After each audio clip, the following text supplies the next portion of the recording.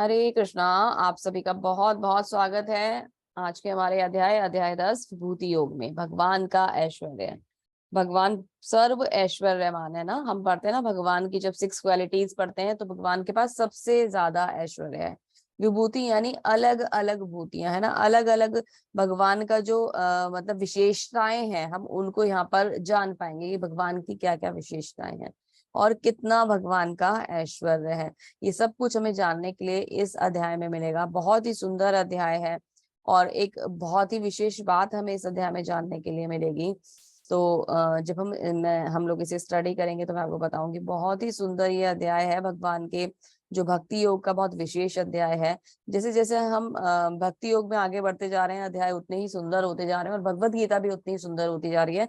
जैसे जैसे हम लोग आगे की तरफ चैप्टर्स में फॉरवर्ड होते जा रहे हैं, बढ़ते जा रहे हैं, तो भगवान का जो वो ज्ञान है वो हमारे हृदय में प्रकाशित होता जा रहा है और भगवान हम पर अपनी कृपा कर रहे हैं।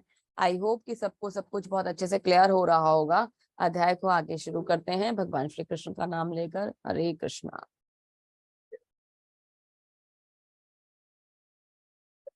देखिए, अध्याय भगवान के श्रीमुख से शुरू होता है।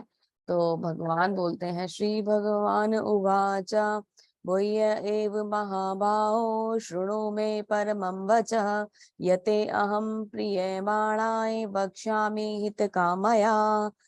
श्री भगवान ने कहा, हे महाबाहु अर्जुन, और आगे सुनो। चूंकि तुम मेरे प्रिय सखा हो, अतः मैं तुम्हारे लाभ के लिए ऐसा ज्ञान प्रदान करूंगा जो अभी तक मेरे बताए गए ज्ञान से श्रेष्ठ होगा। मतलब ज्ञान तो भगवान ने पहले अध्याय में भी हमें दिया है और बोला है कि वो विशेष ज्ञान है। लेकिन अभी भगवान यहाँ क्या कहने जा रहे हैं? भगवान कह रहे हैं कि अभी मैं तुम्हें ऐसा ज्ञान दूंगा जो मेरे बताए हुए ज्ञान से श्रेष्ठ होगा। तो अपने आप ही बताई हुई बातों को भगवान और इम्प्रूव कर रहे हैं और भी सुंदर चीजें भगवान बता रहे हैं अर्जुन को, जबकि अर्जुन यहाँ पूछ नहीं रहे हैं। बहुत विशेष है यह अध्याय।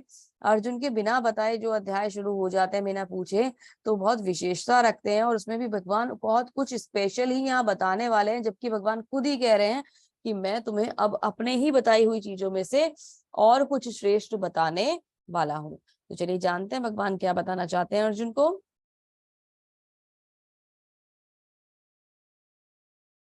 नामे विदु सुरगणः प्रभम न महर्षया अहम मार्दिहि देवानां महर्षि च ऋषिणा च सर्वशः।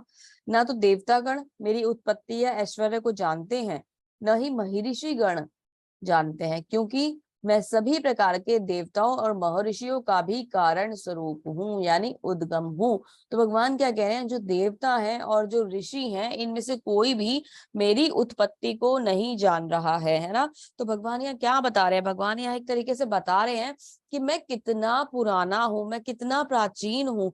मैं मेरा कोई उद्गम ही नहीं जानता, मेरा कोई उत्पत्ति ही नहीं जानता, मैं कैसे आया कोई नहीं जानता, क्योंकि सबसे पहले तो मैं ही था, सबसे पहले मैं ही था और सबसे अंत में भी मैं ही रहूंगा। मेरे सिवा यहाँ कुछ नहीं रहेगा, लेकिन मेरे बारे में कोई जान भी नहीं पाएगा, क्योंकि सब मुझसे शुरू होते हैं और मुझ में ही आकर समा जाते हैं। तो सब कुछ भगवान से स्टार्ट होता है और भगवान में ही आकर समाहित हो जाता है। भगवान के सिवा कोई और सोर्स नहीं है जिसके द्वारा सृष्टि उत्पन्न होती है और अंत में भगवान में ही जाकर लीन हो जाती है। तो कोई भी ये नहीं समझ सकता। जब हम ये मतलब एक बच्चा जैसे होता है, तो वो अपने पिता के समय पर तो नहीं था ना, जब उसके पिता का जन्म हुआ होगा, तो वो कैसे जान पाएगा कि पिता का जन्म कब हुआ, सिचुएशन क्या थी, कैसे हुआ, है ना। तो वो नहीं जान सकता। तो ऐसे ही, क्योंकि हम सबके उद्गम भगवान है और सबसे पहले सबसे पूर्व भगवान है, तो हम नहीं जान सकते कि भगवान कब आए, कैसे आए, है ना। और क्योंकि वो अनादि है ना, वो हमेशा से है, वो नियंता है, वो नियंतर है, आगे निरंतर है ना। तो भगवान आगे इसे और डिस्क्राइब करते हुए कहते हैं, जो मुझे अजन्मा अनादि समस्त लोगों के स्वामी के रूप में जानता है, मनुष्य में केवल वही मोह रहित और समस्त पापों से मुक्त रहता है। तो भगवान को शाश्वत, अगर हम इस बात को मानते हैं कि भगवान अनादि है, अजन्मा है, तो हम हर तरीके के क्लेशों से, पापों से मुक्त रहते हैं, हमें कोई मोह नहीं रहता, क्योंकि भगवान के बारे में ये सबसे बड़ा सत्य है। और ये सत्य को अगर हम अपने जीवन में स्वीकार कर लेते हैं तो इससे विशेष कुछ भी नहीं रह जाता। एक बात सोच के देखिए, कई बार ये डिबेट होती है कि मतलब भगवान कौन है, हमने तो कभी भगवान को नहीं देखा, भगवान को बुलाओ, भगवान को दिखाओ, ऐसा लोग कहते हैं। लेकिन देखिए, भगवान ऐसे तो है नहीं कि अभी अगर मैंने बोला भगवान आ जाइए, भगवान आके यहाँ पे सामने प्रकट हो जाएंगे, वो तो पॉसिबिलिटी नहीं है ना, क्योंकि हम इतने अच्छे भक्त नहीं है भगवान के कि भगवान को प्रेयर करें और भगवान आके हमारे सामने खड़े हो जाए। ठीक है, लेकिन हमें एक बात को जरूर मानना चाहिए कि बहुत सारी चीजें ऐसी हैं, बहुत सारे एग्जाम्पल्स हमें ऐसे मिलते हैं जिसमें हमें ये मानना पड़ता है, जैसे कि हमारे सांसें चल रही हैं। हटना। हरे कृष्णा। जैसे कि हमारी सांसें चल रही हैं, तो हमारी इनके बारे में कोई डिटेल कभी आज तक पता ही नहीं लगा पाया कि कैसे ये चलती हैं, कैसे ये एकदम रुक जाती हैं, वो होता क्या है जो हमारी सांसों की गति रुकती है और ये चलता फिरता शरीर मृत हो जाता है। इस रहस्य को आज तक कोई पता नहीं लगा पाया। तो कोई ना कोई शक्ति तो है जो इसके पीछे कार्य कर रही है। जो भगवान को नहीं मानते, कम से कम उन्हें इतना तो मानना चाहिए ना कि कुछ तो है जो इसके पीछे है। अगर व्यक्ति वह मानता है तो उसको ये भी मानना चाहिए कि वो शक्ति भगवान है ना, जो इस बात को स्वीकार कर लेता है कि कोई पावर तो है जो हमें चला रही है या हमें हमें सपोर्ट कर रही है, हमें हमें सारी चीजें प्रोवाइड करा रही है, तो उसे बहुत आसानी होती है इस बात को मानने में भगवान है। तो वो व्यक्ति अगर वो इतना भी मान लेता है तो वो हर प्रकार के क्लेशों से मुक्त हो जाता है। जैसे कि बहुत सारे लोग होते हैं वो ये नहीं मानते, वो क्या मानते हैं कि यहाँ कोई भगवान नहीं है और ऐसा कुछ भी नहीं है, ये ऑटोमेटिकली हो रहा है, प्रकृति में सब कुछ आता है, प्रकृति से सब कुछ चलता रहता है। बहुत सारे लोग भगवान को नहीं मानते। हरे कृष्णा, आगे चलते हैं।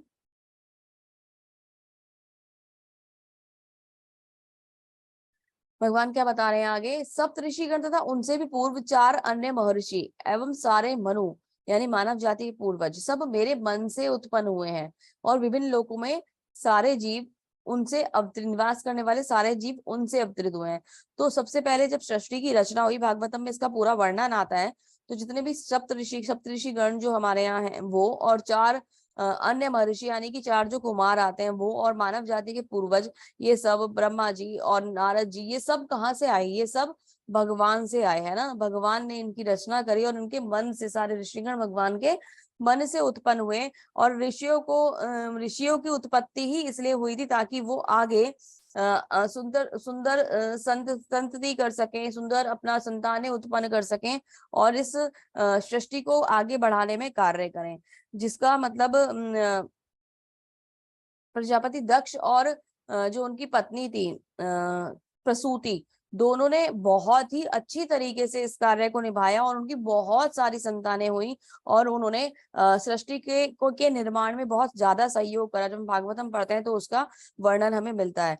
तो बहुत कुछ मतलब भगवान के, सब कुछ भगवान के शरीर से, भगवान के मन से, अलग अलग उसमें भी बताते हैं कि कौन अलग अलग वर्ण कहाँ कहाँ से आए हैं, भगवान के कौन कौन से अंग से आए हैं।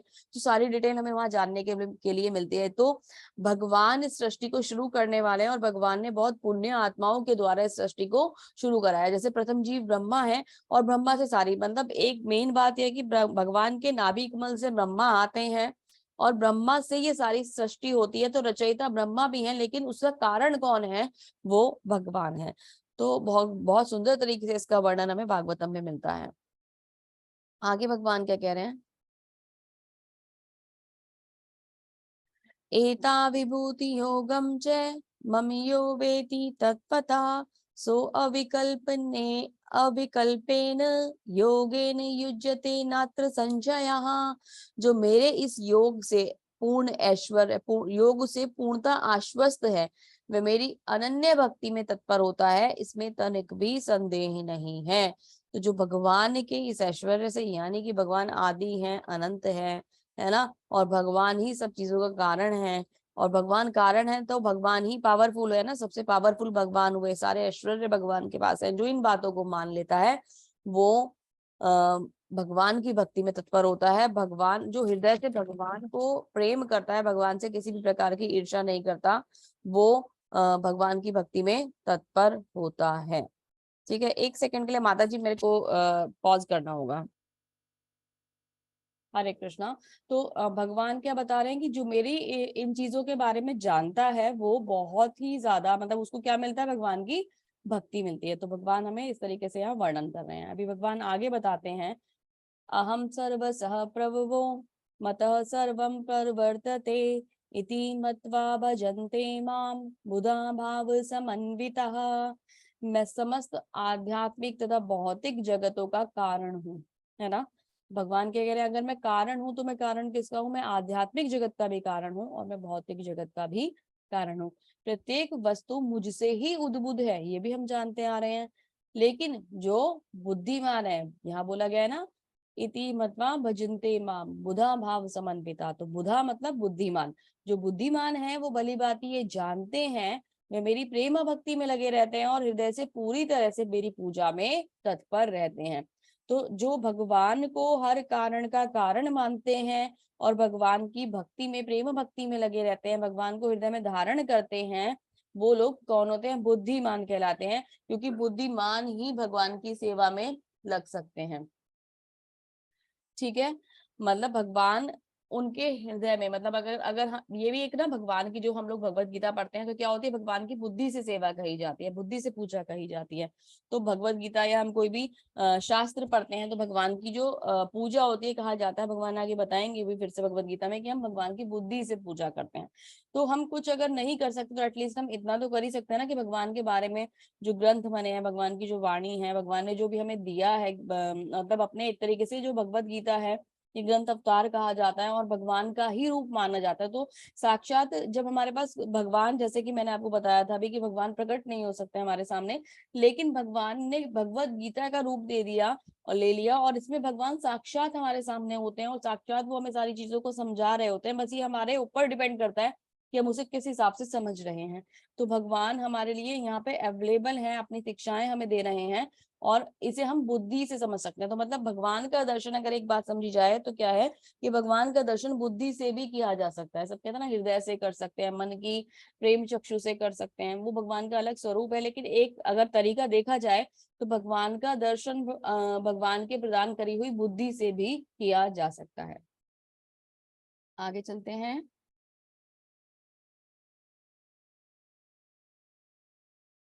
मच्चिता गतः प्राणा बोधयन्त परस्परं कथयन्त मां नित्य तुष्यन्ति च रमन्ति च।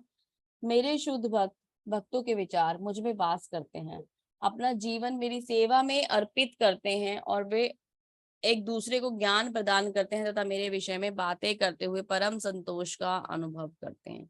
तो मेरे शुद्ध भक्तों के विचार मुझ में वास करते हैं, मतलब कि वो मेरे बारे में निरंतर मेरा चिंतन करते रहते हैं, हमेशा मेरे बारे में सोचते रहते हैं, हमेशा ही मैं उनकी हर क्रिया में, मतलब वो जो भी कुछ होता है मैं समर्पित रहता हूँ, मतलब वो मुझे समर्पित करके करते हैं।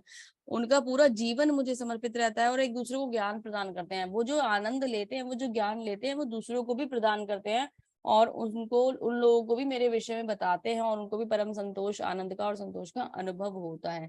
तो यहाँ किन की बात हो रही है, जो भगवान के बहुत शुद्ध भक्त होते हैं ना, या फिर जो भगवान की भक्ति में लगने का प्रयास कर रहे हैं, वो धीरे धीरे धीरे धीरे जब आगे भक्ति में बढ़ते जाते हैं तो भगवान की भक्ति में उनमें वो आनंद आने लगता है कि हमेशा नित्य भगवान का चिंतन चलता रहता है और ऑटोमेटिकली जो सारी चीजें हैं कृष्ण से कनेक्ट हो जाती हैं।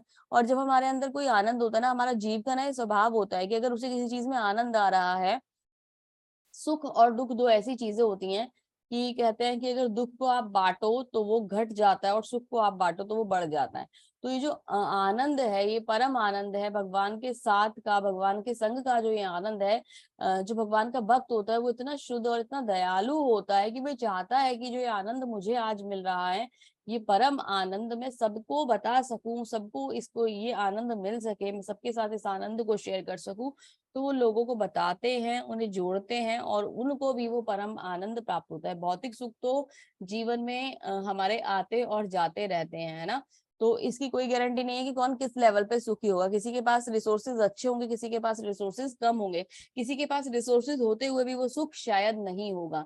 लेकिन ये जो भगवान की भक्ति का सुख है, ये ऐसा सुख है कि इसमें आपको किसी भी तरीके के भौतिक रिसोर्सेज की जरूरत नहीं है, मटेरियल रिसोर्सेज की जरूरत नहीं है। ये आनंद तो आप अपने हृदय में जब चाहें जहां चाहें ले सकते हैं, बस मन को समर्पित करना है। मन वो सोर्स है जिसको समर्पित करना है भगवान के श्री चरणों में, अन्यथा किसी और चीज की आवश्यकता ही नहीं है। और भाव आपके अंदर अपने आप आने शुरू हो जाएंगे, भक्ति आपके अंदर अपने आप आनी शुरू हो जाएगी। तो ऐसे बहुत सुंदर भक्त भगवान के श्रीला प्रभुपाद जी, जिन्होंने अपना पूरा जीवन भगवान की भक्ति में लगा दिया और हरे कृष्णा मिशन को कहाँ तक पहुंचा दिया, कितना विशाल वृक्ष का इसने आज रूप ले लिया है। पूरे संसार भर में भगवान श्री कृष्ण के मंदिर बनवा दिए। आप ये देखिए कि जो अदर रिलीजन्स वाले कंट्रीज हैं, उनमें भी बहुत ही विशेष तौर पर भगवान के मंदिर बनवा दिए और बहुत सुंदर तरीके से वो मंदिर चल रहे हैं और भगवान श्री कृष्ण का नाम वहां लिया जा रहा है। तो बहुत विशेष है योगदान शिला प्रभुपाद जी का हम सबके जीवन में। क्योंकि अगर हम लोग भी मतलब अगर भगवान के नाम को आज जप पा रहे हैं, ले पा रहे हैं, तो शिला प्रभुपाद जी का कहीं ना कहीं प्रचार, कहीं ना कहीं कोई ना कोई शिक्षा हमारे लिए जीवन में काम आई है और कोई ना कोई हम पे कृपा उनकी रही है कि हम यहाँ पर जुड़े हैं और भगवान के नाम को जान पा रहे हैं। तो ऐसे भक्त बहुत मुश्किल मिलते हैं, बहुत कम आते हैं और वो भगवान का ही रूप होता है। पता है, गुरु जब हमें मतलब गुरु का जो लेवल होता है वो भगवान के समान ही माना जाता है। इतने सुंदर तरीके से गुरु जो होते हैं वो पूजनीय होते हैं और भगवान के समान ही उनकी पूजा होती है। और भगवान से पहले एक्चुअली हमें गुरु की पूजा करनी होती है, तभी हमें भगवान की सही कृपा प्राप्त होती है। तो बहुत विशेष महत्व होता है गुरु का हमारे जीवन में। आगे चलते हैं। तेषां सतति युक्तानाम, अच्छा एक मिनट, मैंने थोड़ा सा मिस वो हुआ इसमें गड़बड़ एक्चुअली। चलिए मैं पहले उसे कंप्लीट करती हूँ फिर बताती हूँ मैं आपको। तेषां सतति युक्तानां भजतां प्रीतिपूर्वकं ददातिं बुद्धि योगम तम येन मामुपयन्ति ते। जो प्रेम पूर्वक मेरी सेवा करने में निरंतर लगे रहते हैं, मैं उन्हें ज्ञान प्रदान करता हूँ जिसके द्वारा वो मुझ तक आ सकते हैं। तो जैसे कि भगवान ने ध्रुव महाराज को ज्ञान प्रदान करा था। ध्रुव महाराज 5 वर्ष के बालक थे, अपने पिता की गोद में बैठना चाहते थे, पिता से प्यार भरी बातें करना चाहते थे। तो जो उनकी माता थी सुरुचि, 2 माता थी उनकी, सुनीति उनकी अपनी माँ थी और सुरुचि उनकी सौतेली माँ थी। सुरुचि माता ने क्या करा, सुरुचि माता ने उनको पिता की गोद से उतार दिया और अपने ही उनके जैसे एज के पुत्र को पिता की गोद में बिठा दिया और ये बोला कि तुम्हारा यहाँ पर कोई अधिकार नहीं है। वो रोते रोते अपनी माँ के पास गए और जाके बोला कि माँ मुझे पिता की गोद में बैठना है। माँ ने उन्हें समझाया, जो उनका नाम सुनीति था, कि तुम किनकी गोद में बैठना चाहते हो, तुम जाओ, तुम्हें जो चाहिए तुम भगवान से मांगो, भगवान तुम्हें सब कुछ देंगे। तो ध्रुव महाराज की भगवान कैसे मिलेंगे, उनकी माता ने बताया कि तुम जाओ और तपस्या करो, तुम भगवान मिल जाएंगे। माता ने 5 वर्ष के बालक को तपस्या करने के लिए भेज दिया और ध्रुव महाराज तपस्या करने के लिए निकल गए। तपस्या करने के लिए जब जाते हैं तो नारद जी आते हैं और उनको बोलते हैं कि तुम तपस्या कैसे करोगे, तुम तो इतने छोटे से बच्चे हो, तुमसे तपस्या नहीं हो पाएगी। कहते हैं नहीं, मुझे तो मेरे पिता का प्यार चाहिए और पिता से बड़ा राज्य चाहिए, मुझे तो तपस्या करनी ही है। तो वो चले जाते हैं और तपस्या में लग जाते हैं। तो नारद जी उनको बोलते हैं कि ठीक है, मैं तुम्हें मंत्र बताता हूँ और तुम उस मंत्र से तपस्या करनी शुरू कर दो। ओम नमो भगवते वासुदेवाय, ओम नमो भगवते वासुदेवाय, इस तरीके से वो तपस्या करनी शुरू कर देते हैं। पहले वो बहुत कुछ जैसे अवेलेबल जो भी चीजें होती है, देखो एक महल से निकल के एक राजकुमार आते हैं नंगे पैर और जो भी कुछ वहां पे फल फूल अवेलेबल होते हैं वो सब खाते हैं, पानी पीते हैं और उसके साथ तपस्या करते हैं। धीरे धीरे धीरे वो खाना त्याग कर देते हैं, फिर धीरे धीरे धीरे वो पानी का भी त्याग कर देते हैं और फिर उसके बाद खाना और पानी छोड़कर वो एक पैर पर खड़े होकर तपस्या करनी शुरू कर देते हैं। तो ध्रुव महाराज बहुत सुंदर तपस्या करते हैं और भगवान उनकी तपस्या से प्रसन्न हो जाते हैं। जब भगवान उनकी तपस्या से प्रसन्न होते हैं तो उनको दर्शन देने के लिए आते हैं। तो ध्रुव महाराज आंखें नहीं खोलते, उनको डर लगता है कि कोई मेरी तपस्या भंग करने के लिए तो नहीं आ गया। फिर जब वो भगवान उनको बोलते हैं कि ध्रुव आंखें खोलो, मैं मतलब क्या बोलते हैं, नारायण हूँ, विष्णु हूँ, जब उनको बताते हैं तो वो आंखें खोलते हैं और भगवान को अपने सामने साक्षात देखते हैं। तो भगवान से पहले तो पूछना चाहते थे कि भगवान से बोलते हैं, भगवान उनको बोलते हैं कि मांगो, तुम्हें क्या मांगना है। तो ध्रुव महाराज पहले तो उनसे चाहते थे कि मैं राज्य मांगू, है ना, और मैं पिता का प्यार मांगू। भगवान को देखते ही वो विस्मृत हो जाते हैं और कुछ भी मांगने का उनके मन में इच्छा नहीं रहती। फिर भगवान उनको बोलते हैं कि तुम मांगो, क्या मांगना चाहते हो। तो भगवान उनको उनके सर पर हाथ रखते हैं और उनको ज्ञान प्रदान करते हैं। जैसे ही उन्हें ज्ञान मिलता है भगवान का दिव्य ज्ञान मिलता है, वो अपने सारे के सारे जो चीजें मांगना चाहते थे, जो लाभ मांगना चाहते थे भगवान को, वो उन्हें तुच्छ लगने लग जाते हैं और कहते हैं कि मैं क्या मांग रहा था, क्या मैं, मेरे को साक्षात भगवान मिल गए, मैं भौतिक जगत की चीजों को मांग रहा था, इन पिता का प्यार और राज्य मांग रहा था, मुझे वो बिल्कुल भी नहीं चाहिए। भगवान फिर भी बोलते हैं कि ध्रुव बोलो तुम्हें क्या चाहिए। ध्रुव महाराज मना कर देते हैं। तो भगवान उनको उनकी इच्छा, क्योंकि भगवान अंतर्यामी है, भगवान उनकी इच्छा को पहचान जाते हैं और फिर उनको उनके पिता का, क्योंकि उन्हें उनके पिता से बड़ा साम्राज्य चाहिए था, तो भगवान ध्रुव महाराज को एक पूरा का पूरा ध्रुव लोक दे देते हैं ना। और ध्रुव महाराज आज भी ध्रुव तारे के रूप में हमारे साथ इस ब्रह्मांड में, लोक मंडल में, इसमें क्या बोलते हैं, तारा मंडल में उपस्थित हैं। और पूरा ध्रुव लोक, हम जो गोलोक वृंदावन चार्ट पढ़ते हैं ना, जो हमने पहले देखा था अभी परसों, उसमें ध्रुव लोक भी ऊपर आता है। तो बहुत बड़ा लोक भगवान ध्रुव महाराज को दे देते हैं। तो मतलब इससे हमें क्या सीखने के लिए मिलता है कि हम भौतिकता की चीजों में लगे हुए हैं और हमें स्वयं भगवान मिल सकते हैं, है ना। तो हमें भौतिकता की चीजों से थोड़ा सा दूर हो जाना चाहिए या उसे होने का प्रयास करना चाहिए। जब एक 5 वर्ष का बच्चा, यहाँ प्रहलाद महाराज हो या ध्रुव महाराज हो, जब ये जीवन में तपस्याएं कर सकते हैं, तो हम लोग तो इतने बड़े हो गए हैं, कम से कम हरि नाम जब तो हम कर ही सकते हैं ना। हमसे 4 माला नहीं होती और हम लोग उसमें भी एक्सक्यूजेस निकालते रहते हैं कि आज ये कारण हो गया, आज वो कारण हो गया, और हो जाती है तो पता नहीं, ऐसा लगता है जैसे कितना बड़ा एहसान हो गया भगवान के ऊपर, जैसे हमने 4 माला कर दी, चलो भाई ये काम निपट गया। जबकि ये ऐसा नहीं होना चाहिए, वो हमें हृदय से, मन से करनी चाहिए कि हमें भगवान का नाम का जप करना है, वो हमारी प्रायोरिटी होना चाहिए। हम भौतिकता में बहुत उलझे रहते हैं और हम उस चीजों को भूल जाते हैं। तो हमें ध्यान रखना होगा। हरे कृष्णा माता जी, प्लीज माइक का ध्यान रखिए। हमें ध्यान रखना होगा और हमें ये भाव बिल्कुल भी नहीं लेके आना है, हमें वो प्योर भक्ति वाला भाव लेके आना है। आप 4 राउंड करें, 2 राउंड करें, लेकिन वो फीलिंग जो है ना बहुत प्योर होनी चाहिए। और ऐसा ना हो कि हम जैसे भगवान को कुछ, भगवान पे एहसान करते हुए कार्य कर रहे हैं, हम अपने लिए भगवान की भक्ति कर रहे हैं, भगवान हमसे प्रसन्न हो जाए, उनकी कृपा हमें मिल जाए, हम उसके लिए भगवान की भक्ति कर रहे हैं। चलिए तो आगे चलते हैं।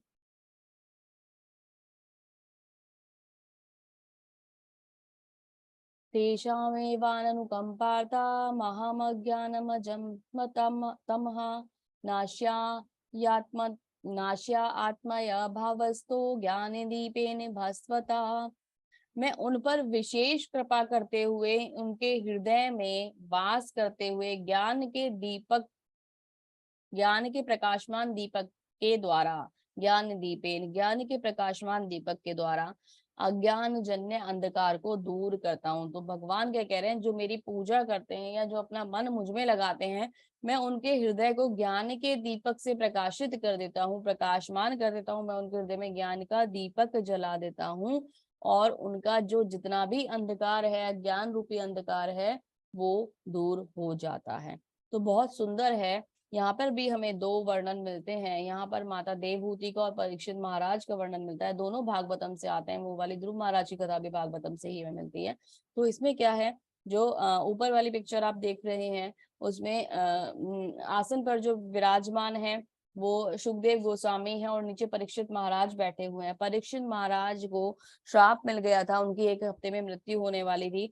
तो परीक्षित महाराज ये जानना चाहते थे कि जो परम सत्य है भगवान के बारे में मैं जानना चाहता हूँ। तो सुखदेव गोस्वामी से उनकी भेंट होती है और सुखदेव गोस्वामी उनको भागवतम का पूरा वर्णन सुनाते हैं। पूरी भागवतम वो उनको 1 हफ्ते में सुना देते हैं। तो वहां बाकी भी जो ऋषिगण बैठे होते हैं, उनको भी इस भागवतम का लाभ मिल जाता है। तो बहुत ही, मतलब ये देखिए कि जैसे एक जर्नल अगर कोई पर्सन होगा, उसे पता चल जाए कि वो 1 हफ्ते में मरने वाला है, तो पता नहीं वो क्या क्या कर लेगा, क्या क्या चीजें इकट्ठी कर लेगा और इससे मिलो उससे मिलो, इन सब चीजों में लग जाएगा। लेकिन परीक्षित महाराज ने वो विशेष ज्ञान जानना चाहा जो भगवान की प्राप्ति करा सके। ठीक है।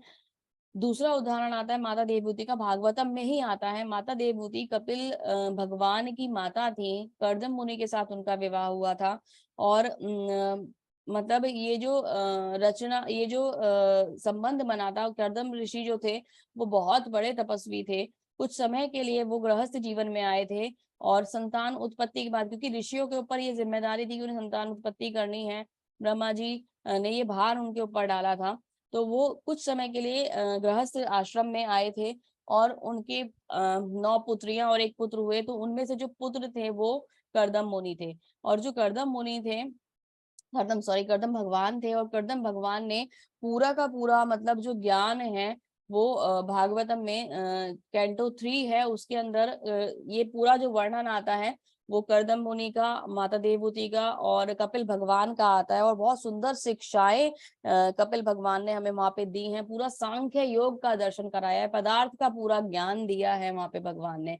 तो बहुत विशेष मतलब ये कैंटो है। और माता देवहूति ने अपने ही पुत्र से, क्योंकि वो स्वयं भगवान थे, कितनी मतलब एक तरीके से कह लीजिए भाग्यशाली थी माता देवहूति कि भगवान पुत्र के रूप में उनके जीवन में आ गए और उनको सारी शिक्षाएं साक्षात बैठ के देते हैं। तो भगवान उनके हृदय को, अभी देखिए दोनों की जो यहाँ पे एग्जाम्पल दिए जा रहे हैं वो क्यों दिए जा रहे हैं, क्योंकि जब इनका मन हुआ कि भगवान के बारे में जानना चाहते हैं, इनका उद्देश्य जो था बिल्कुल क्लियर था, इनका लक्ष्य पूरा बिल्कुल क्लियर था, तो भगवान ने उनको मीडियम बन के, है ना, सुखदेव गोस्वामी सुखदेव महाराज के द्वारा यहाँ पर कपिल भगवान स्वयं आ गए और उनके हृदय में ज्ञान का प्रकाश प्रकाशित कर दिया। जो परमात्मा बैठे हैं वो बैठे हुए उनका जो जैसे ही गुरु बोलना शुरू करते हैं तो हमारे अंदर से एक ऑटोमेटिकली एनर्जी आती है, ज्ञान आता है, बुद्धि हमें मिलनी शुरू हो जाती है और भगवान उसको बढ़ाने लग जाते हैं और हमें ऑटोमेटिकली हमारे हृदय में वो सब चीजें हमें समझ आने लग जाती है। आज जैसे आप भगवत गीता पढ़ते हो तो हो सकता है आपको भगवत गीता भी समझ में नहीं आ रही है, अगर आप निरंतर इसकी स्टडी करेंगे और किसी गुरु के माध्यम से करते हैं तो क्या होता है कि वो चीजें जो हमें कभी समझ में नहीं आती थी हमें धीरे धीरे समझ आने लग जाती हैं। और ऐसा लगता है जैसे कि कोई वाकई में हमें बैठ के समझा रहा है, हम खुद से पढ़ते हैं तो हमें एकदम से चीजों को क्लियर होनी शुरू हो जाती है। तो ये भगवान की कृपा है जो हम पर होनी शुरू हो जाती है, अन्यथा पहले हम लोग इस लायक नहीं होते हैं कि हम लोग इस चीजों को समझ पाए। ये बहुत विशेष श्लोकास थे जो चल रहे थे और थोड़ा सा एक्चुअली डिस्टरबेंस हुआ बीच में, तो मैं आपको बताना भूल गई। हम जो ये श्लोकास पढ़ रहे हैं 10.8 से 10.11 तक इसे चतुश्लोकी बोला जाता है। चतुश्लोकी में भगवान ने भगवत गीता का पूरा वर्णन दिया है एक तरीके से। ये जो चतुश्लोकी है इसमें भगवत गीता का सार मिलता है। इसमें 8 7.10 सॉरी 10.8 10.9 10.10 एंड 10.11 इन चारों में भगवान हमें तीन चीजें विशेष तौर पर समझा रहे हैं। बहुत ध्यान से सुनिएगा, तीन चीजें क्या समझा रहे हैं। सबसे पहले हमें भगवान यहाँ पे भगवान के संबंध के बारे में बताते हैं, संबंध का ज्ञान देते हैं। ठीक है, कि एक भक्त का या एक जीव का भगवान से कैसा संबंध होना चाहिए, हमें संबंध ज्ञान के बारे में बताते हैं। फिर भगवान हमें यहाँ पर अभिधेय के बारे में बताते हैं। अभिधेय मतलब उस ज्ञान को कैसे समझा जाए, प्रोसेस क्या है उस ज्ञान को समझने का। ठीक है, पहले भगवान ने बताया कि जीव का और भगवान का संबंध क्या है। ठीक है, फिर भगवान ने बताया, देखिए यहाँ बताया ना कि मैं सब चीजों का उद्गम हूँ, सब चीजें मुझसे ही आती हैं। तो ये भगवान का और जीव का संबंध है कि भगवान ही हम सब चीजों के कारण है। फिर उसके बाद भगवान बताते हैं प्रोसेस की, जब हम जीवन भर भगवान को, अभिधेय का मतलब क्या हो गया कि how to connect with the lord Krishna, है ना। हम जीवन भर जब भगवान के विषय में सुनेंगे, समझेंगे, अपने आप को भगवान को समर्पित कर देंगे, भक्ति में लग जाएंगे, तो भक्ति करके हम भगवान से इस संबंध को और प्रगाढ़ कर सकते हैं और स्ट्रॉन्ग कर सकते हैं। पहले हुआ संबंध, फिर हुआ अभिधेय। अभिधेय यानी कि process, how to do it, है ना, कैसे भगवान से जुड़ना है। ठीक है, उसके बाद इसमें तीसरी चीज आती है, और तीसरी चीज क्या आती है कि लक्ष्य। लक्ष्य क्या होगा, तो भगवान ये बताते प्रयोजन आता है एक्चुअली, संबंध, अभिधेय और प्रयोजन। तो प्रयोजन क्या है कि उसे करने के बाद लाभ क्या मिलेगा। तो प्रयोजन ये है, जैसे कि यहाँ ध्रुव महाराज की स्टोरी बताई गई, तो प्रयोजन हमारे भौतिक हो सकते हैं, लेकिन जैसे ही हमारे हृदय में भगवान के ज्ञान का प्रकाश आता है, हमारी भौतिकता नष्ट हो जाती है और हमें क्या मिलता है, हमें सुंदर भगवान का जो स्वरूप है वो हमारे हृदय में प्रकाशित हो जाता है, भगवान का ज्ञान हमारे हृदय में प्रकाशित हो जाता है। तो ये चतुश्लोकी विशेष तौर पर संबंध, अभिधेय और ज्ञान के बारे में, और सॉरी प्रयोजन के बारे में बताती है। थोड़ा सा हायर टॉपिक है, लेकिन मैंने आपके संग इसलिए इंट्रोड्यूस कर दिया क्योंकि जब हम आगे जाते हैं, लेवल्स में जाते हैं, तो वहां जब ये वर्ड्स आते हैं तो थोड़ा सा कंफ्यूजन होता है। ज्यादा बर्डन मत दीजिएगा, इतना समझिएगा कि 10.8 से 10.11 तक ये चतुश्लोकी गीता कहलाती है। चतुश्लोकी गीता में यहाँ पर तीन टॉपिक्स इंट्रोड्यूस हुए हैं, संबंध, अभिधेय और प्रयोजन। संबंध हमारा भगवान से, अभिधेय यानी कि हाउ टू प्रोसेस इट, कैसे इसको निभाना है, संबंध को निभाना कैसे है, संबंध को बनाना कैसे है, और उस संबंध को बनाने से प्रयोजन यानी कि लाभ क्या होगा, यानी कि लक्ष्य क्या है, क्यों हम उस संबंध को बनाए, है ना। तो 3 चीजें हमें यहाँ समझ में आती हैं। आगे चलते हैं।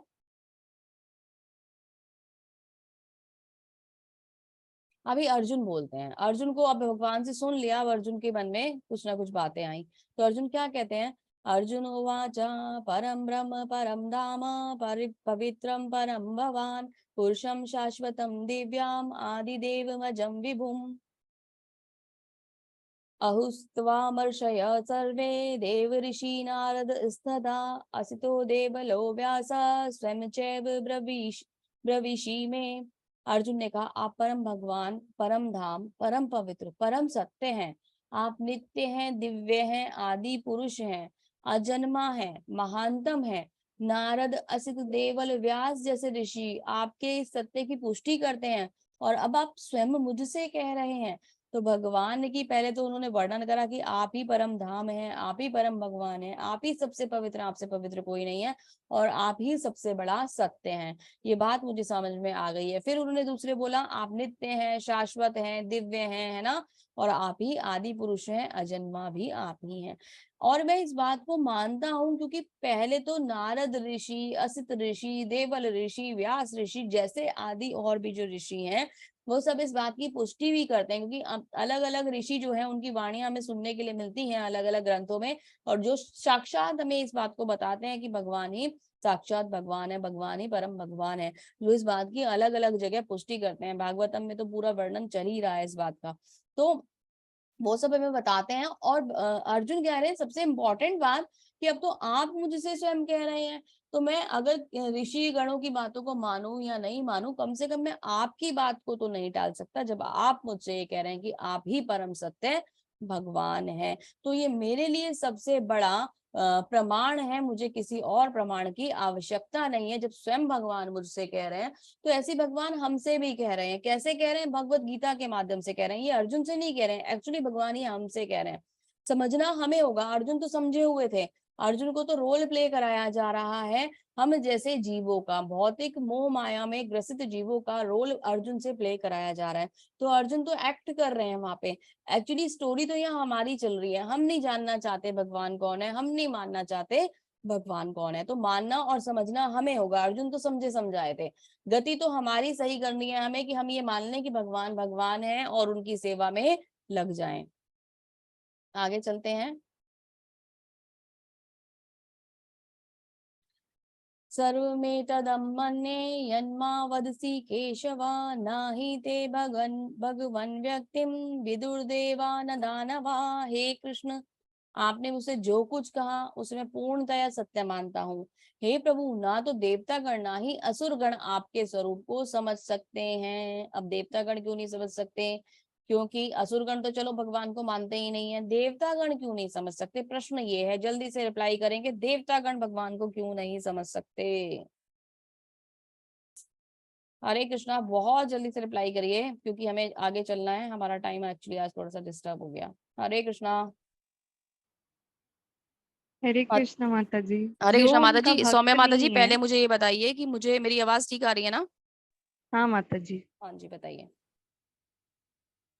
जो उनका भक्त नहीं है भगवान का, वो उन्हें नहीं समझ सकता। हरि बोल, हरि बोल, बहुत ही सुंदर माता जी, और आप समझ गए इस बात को, तो आप भगवान के भक्त हैं। कितनी सुंदर बात है ना, कि एकदम ही आपने आंसर किया। बहुत धन्यवाद माता जी, हरे कृष्णा। क्योंकि भगवान की मर्जी के बिना भगवान को नहीं समझा जा सकता, गौरव प्रभु जी बता रहे हैं, ये भी बहुत सुंदर है। हाँ, भगवान की कृपा, भगवान का भक्त बनने के लिए भगवान की कृपा की भी बहुत आवश्यकता होती है। हम अपनी मर्जी से सब कुछ नहीं कर सकते जब तक भगवान की कृपा ना हो। भगवान की कृपा कैसे आएगी? जब तक हमारे मन में इच्छा ना हो। बुद्धि भगवान ने हमें दी, क्योंकि कृष्णा भगवान को प्रेम और भक्ति से समझा जा सकता है। अदिति माता जी बता रही हैं, बहुत सुंदर, बहुत सुंदर, हरि बोल, बहुत सुंदर। आप सब भक्त हैं भगवान के, इतना जरूर पता है, क्योंकि आप लोगों को ये बात बहुत अच्छे से समझ में आ रही है। हरे कृष्णा, बहुत बहुत धन्यवाद आप सबका। तो देवतागण क्यों नहीं समझ सकते? क्योंकि देवतागण के पास जो है ना, वो प्रेम चक्षु नहीं है, जिसका आनंद एक कौन लेता है? एक भक्त लेता है। क्योंकि भगवान कब क्या करते हैं वो बस वही जानते हैं, इसलिए उनको कोई नहीं समझ सकता। यस, है ना। लेकिन यहाँ देवता गण क्यों नहीं समझ सकते, हमें आंसर ये करना है क्योंकि देवता गण भक्त के जैसे प्रेम चक्षु नहीं रखते। वो भगवान को देख सकते हैं, भगवान के दिव्य स्वरूप को देख सकते हैं, पर जो प्रेम भगवान के लिए एक भक्त के हृदय में होता है वो उनके हृदय में नहीं होता। इसीलिए भगवान जब अपना श्याम सुंदर रूप दिखाने के लिए आए तो सब लोग यहाँ पे ना आके खड़े हो गए है ना, और भगवान के दर्शन करने के लिए आ गए कि उस रूप को देखने का अब उन्हें मौका मिल जाएगा। ये केवल भक्तों के लिए है, भगवान का वो रूप, भगवान का वो प्रेम केवल भक्तों के लिए है। हे परम पुरुष, हे सबके उद्गम, हे समस्त प्राणियों के स्वामी, हे देवों के देव, ब्रह्मांड के प्रभु, निसंदेह एकमात्र आप ही अपने आप को अपनी अंतरंगा शक्ति से जानने वाले हैं। क्योंकि जब जब वो सबसे पुराने हैं, उन्हें कोई नहीं जान सकता, तो कौन जान सकता है भगवान को? भगवान स्वयं ही भगवान को जान सकते हैं, और कोई उनके बारे में नहीं जान सकता। और वो अपने बारे में हमें बता रहे हैं, कितने दयालु हैं भगवान के अपने बारे में हमें यहाँ बता रहे हैं। तो भगवान अपनी अंतरंगा शक्ति द्वारा खुद को समझ सकते हैं। दो प्रकार की शक्तियां, अंतरंगा और बहिरंगा। तो अंतरंगा शक्ति विशेष शक्ति होती है भगवान की, जिससे भगवान खुद को जान पाते हैं। हे कृष्ण, हे परम योगी, ये अर्जुन की प्रार्थनाएं चल रही है भगवान के लिए। अभी देखिए, हे कृष्ण, हे परम योगी, मैं किस तरह आपका निरंतर चिंतन करूं, मैं आपको कैसे जानूं। हे भगवान, आपका स्मरण किन किन रूपों में किया जाए। भगवान से प्रश्न कर रहे हैं कि आप मुझे बताइए, मैं कैसे आपको समझूं, कैसे आपका स्मरण करूं, how to do it, process पूछ रहे हैं वो, है ना, कि मैं कैसे आपकी भक्ति में लग जाऊं। हे जनार्दन, अपना आप पुनः विस्तार से अपने ऐश्वर्य तथा योग शक्तियों का वर्णन करें। मैं आपके विषय में सुनकर कभी तृप्त नहीं होता हूँ, क्योंकि जितना आपके विषय में सुनता हूँ उतने ही आपके शब्द अमृत को चखना चाहता हूँ। मतलब अर्जुन का मन नहीं भरता, वो भगवान के बारे में और अधिक और अधिक और अधिक जानना चाहते हैं। उनके हृदय में तृप्ति नहीं आती। भगवान वो अमृत है जिसका पान वो निरंतर करते रहना चाहते हैं। और भगवान की भक्ति का जो रस है ना, वो वाकई में ही ऐसा है, अगर एक बार किसी को इस रस की आनंद लग जाए ना, इस रस का स्वाद आ जाए, तो वो बिल्कुल भी इस रस को छोड़ नहीं सकता और हमेशा भगवान की निरंतर भक्ति में लगा रहता है और भगवान के बारे में जानना, सुनना, पढ़ना, बोलना चाहता है। बहुत ही सुंदर ये रस है। तो भगवान कृष्ण के उस भाव में पूरे अर्जुन हैं और ये कह रहे हैं कि मुझे बताइए, मैं कैसे आपको समझूं और जानूं। तो भगवान बताते हैं अर्जुन को कि भगवान ने पहले भी देखिए डिटेल हमें पहले के चैप्टर्स में दी है, और भगवान ने बताया है कि मैं कहाँ पर हूँ, मैं अपनी शक्तियों द्वारा कैसे प्रेजेंट रहता हूँ। तो दोबारा भगवान कह रहे हैं, मैंने कहा हाँ, भगवान ने कहा हाँ, मैं तुम्हें मेरी शानदार अभिव्यक्तियों के बारे में बताऊंगा, लेकिन उनमें से केवल जो प्रमुख हैं, क्योंकि वो तो असीम है, भगवान की जो विभूतियां हैं भगवान उनके बारे में वर्णन कर रहे हैं, ये असीम है। लेकिन इनमें से जैसे भगवान हमने पहले भी जाना था, भगवान अपनी अलग अलग शक्तियों के द्वारा यहाँ रहते हैं, है ना। तो अभी भगवान यहाँ विशेष तौर पर बता रहे हैं कि मैं कुछ शक्तियों के बारे में तुम्हें बताता हूँ कि जिनके द्वारा तुम मुझे यहाँ पर देख सकते हो, समझ सकते हो, जगत में जान सकते हो। ये असंख्य है, इनका कोई वर्णन कभी खत्म ही नहीं होगा, लेकिन जो विशेष है मैं उनके बारे में तुम्हें बताता हूँ। तो भगवान बताते हैं मैं क्या हूँ, किसमें मैं क्या हूँ, है ना। तो जैसे एक तरफ एक ग्रुप है और दूसरी तरफ उसकी विशेषता है। तो भगवान क्या कह रहे हैं, मैं आदित्यों में भगवान विष्णु है, सितारों में भगवान चांद है, सबसे सुंदर सितारा, वेदों में भगवान सामवेद है, देवताओं में भगवान इंद्र है, सेंसेस में भगवान मन है। ऐसे ही भगवान बताते हैं कि मैं जीवनी शक्ति हूँ, मैं शिव हूँ, मैं कौरव हूँ, बृहस्पति हूँ, पुजारियों में सबसे स्पेशल, है ना। जलाशय जनरल्स में मैं स्कंद हूँ, सागर हूँ, भृगु हूँ, ओम हूँ, त्याग हूँ, हिमालय हूँ, अचल चीजों में मैं हिमालय हूँ, होलीफिक अश्वत्थ का वृक्ष हूँ, मैं नारद हूँ, मैं ऋषियों में मैं नारद हूँ। इसी तरह भगवान आगे डिटेल देते हैं और क्या बताते हैं, मैं सम्राट हूँ, पुरुषों में मैं सम्राट हूँ, मैं हथियारों में मैं वज्र हूँ, गायों में मैं सुरभि हूँ, है ना। और मैं आगे में क्या हूँ, वासुकी हूँ, अनंत हूँ, वरुण हूँ, आर्यमा हूँ, पूर्वजों में मैं आर्यमा हूँ, है ना। यमराज भी मैं हूँ, प्रहलाद भी मैं हूँ, दैत्य दानव का जो कॉम्बिनेशन आता है उसमें मैं प्रहलाद हूँ, सबसे विशेष है प्रहलाद महाराज, है ना। अगर वश में करने वाली कोई चीज हो तो क्या हूँ, मैं समय हूँ, जानवरों में सिंह हूँ, गरुण हूँ, शोधक में मैं हवा हूँ, शार्क हूँ, बहती नदियों में मैं गंगा हूँ। और विज्ञान की अगर बात करी जाए तो मैं आध्यात्मिक विज्ञान भी हूँ।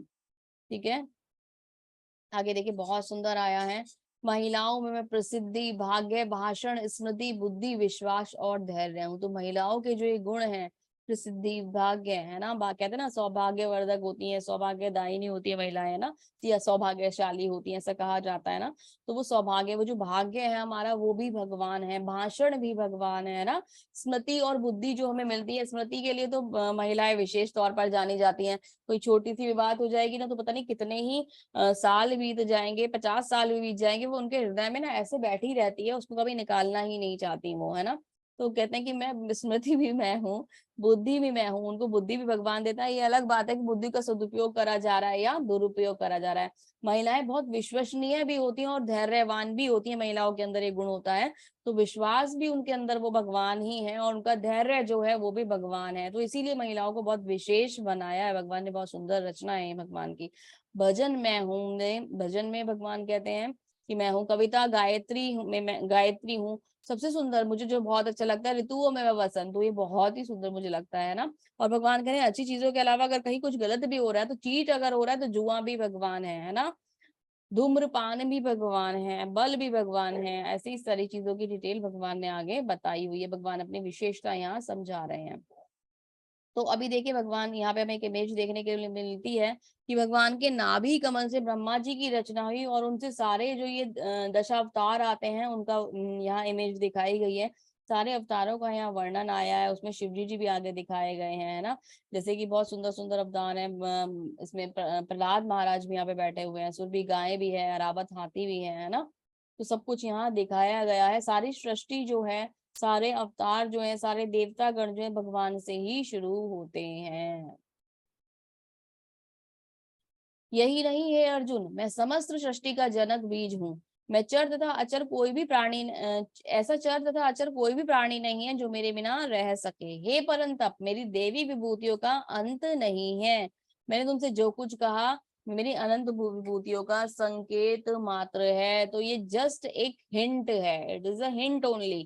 मैं तो बहुत विशेष हूँ और मेरी बहुत सारी विशेषताएं हैं, ठीक है।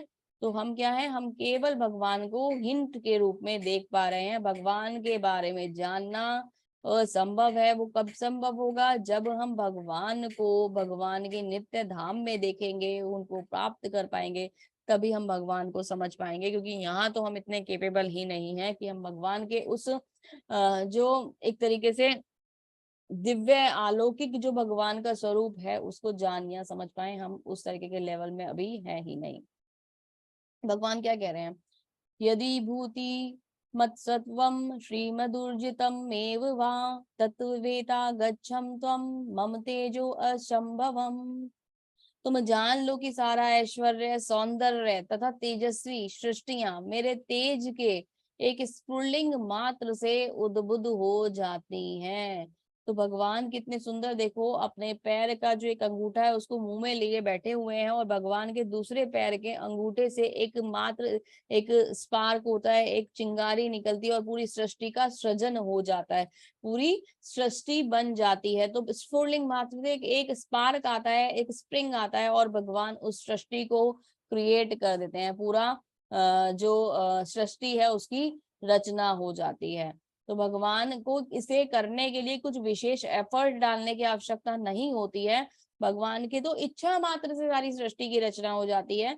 तो ये तो क्या है, भगवान ने बहुत छोटा सा मतलब एक फिर भी एक्स्ट्रा थोड़ा सा काम किया है कि भगवान के स्फुलिंग से ये वो भगवान के एक स्पार्क से सृष्टि की रचना हो रही है। तो भगवान को कुछ विशेष यहाँ नहीं करना। भगवान की पावर देखिए कि भगवान जब चाहे वो कर सकते हैं। कहते हैं ना, जैसे मैं पहले भी आपको बताती हूँ, आपन सोची होत नहीं प्रभु सोची तत्काल। जब जो सोच लेते हैं भगवान, तब वो तुरंत ही हो जाता है। अथवा बहुनेतेने किम ज्ञातेन तवार्जुना वृष्ट अभ्य अभ्याहमिदं कृतसम केशानेन स्थितो जगत। कृतसम के कांशेन स्थितो जगत। हे कुंती पुत्र, सॉरी किंतु हे अर्जुन, कुंती पुत्र नहीं आएगा यहाँ, किंतु हे अर्जुन, सारे विशुद्ध ज्ञान की आवश्यकता क्या है। अभी भगवान क्या कह रहे हैं, ध्यान से सुनिएगा। सारे विशुद्ध ज्ञान की आवश्यकता क्या है। मैं तो अपने एक मन अंश मात्र से सारे ब्रह्मांड में व्याप्त हूँ, संपूर्ण ब्रह्मांड में व्याप्त हूँ, व्याप्त होकर इसको धारण करता हूँ। तो भगवान ये कह रहे हैं कि इतना सब कुछ जानने की आवश्यकता क्या है, क्यों तुम इन सब चीजों के बारे में जानना चाहते हो। मेरे बारे में तो इतना ही जानना केवल मतलब सफिशिएंट है कि मैं सबके हृदय में परमात्मा के रूप में निवास करता हूँ, मैं हर चीज में उपस्थित हूँ, इतना जानना ही सफिशिएंट है। तो क्यों जानने की जरूरत है इन सब डिटेल्स को? अगर तुम इतना जान लेते हो कि हर जीव के अंदर परमात्मा का वास होता है और उसके संग वैसा ही आचरण करते हो, तो तुम्हें कोई भी जरूरत नहीं है किसी भी ज्ञान की। तुम सबसे बड़े ज्ञानी व्यक्ति हो और तुम्हारे अंदर, तुम हर जीव में अगर परमात्मा देखोगे और उसका ट्रीटमेंट उस अकॉर्डिंग करोगे, तो तुम बहुत ही ज्यादा शुद्ध भक्त बन जाओगे। तुम बहुत ही ज्यादा समझदार व्यक्ति होगे, तुम्हें किसी और चीज को जानने की आवश्यकता ही नहीं पड़ेगी, क्योंकि जब सब जीवों में भगवान दिखेंगे तो हम भगवान को हमेशा निरंतर ध्यान करेंगे और उनका चिंतन करेंगे और उनका मनन करेंगे।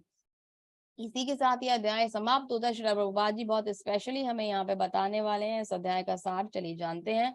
भगवान अपने अंश के विस्तार से परमात्मा रूप में और रूप में सर्वव्यापी है, मतलब हर जगह विद्यमान है, जो हर जगह विद्यमान है, हर वस्तु में प्रवेश करते हैं। अतः शुद्ध भक्त पूर्ण भक्ति से कृष्ण भावनामृत में अपने मनों को एकाग्र करते हैं, अतएव वे नित्य दिव्य पद में स्थित रहते हैं। इस अध्याय के श्लोक 8 से 11 तक कृष्ण की भक्ति तथा पूजा का स्पष्ट संकेत है। शुद्ध भक्ति की यह विधि इस अध्याय में इसकी भली भांति व्याख्या करती है। 8 से 11 तक का देखिए यहाँ डिटेल आ गई। 8 से 11 में हम क्या जान पाते हैं? चतुश्लोकी गीता में हम ये जान सकते हैं कि भगवान का हमारे साथ क्या संबंध है, उसे हमें कैसे स्थापित करना है और उसे स्थापित करने से हमें लाभ क्या होगा।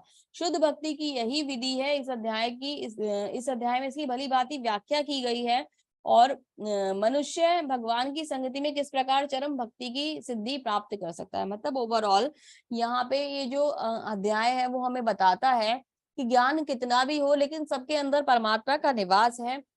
उसको जानने के लिए भगवत गीता के ये 4 श्लोक ही काफी हैं कि हमारा संबंध भगवान से है, हमें उसे भक्ति के द्वारा प्रगाढ़ करना है और हमारे जीवन का लक्ष्य भगवान है। इतना अगर हम समझ लेते हैं और सब में परमात्मा को जानते हैं तो हम बहुत ही सुंदर भक्ति भगवान की कर सकते हैं, हमें फिर किसी और चीज की आवश्यकता नहीं पड़ती है। ये सारांश है इस अध्याय का, बहुत ही विशेष अध्याय जिसमें बहुत ही विशेष बात हमने सुनी, संबंध, अभिधेय और प्रयोजन बहुत ही विशेष बना देता है इस अध्याय को। तो आई होप कि आप सबको ये अध्याय समझ आया होगा। किसी का कोई भी डाउट रहेगा तो हम लोग डिस्कस करेंगे।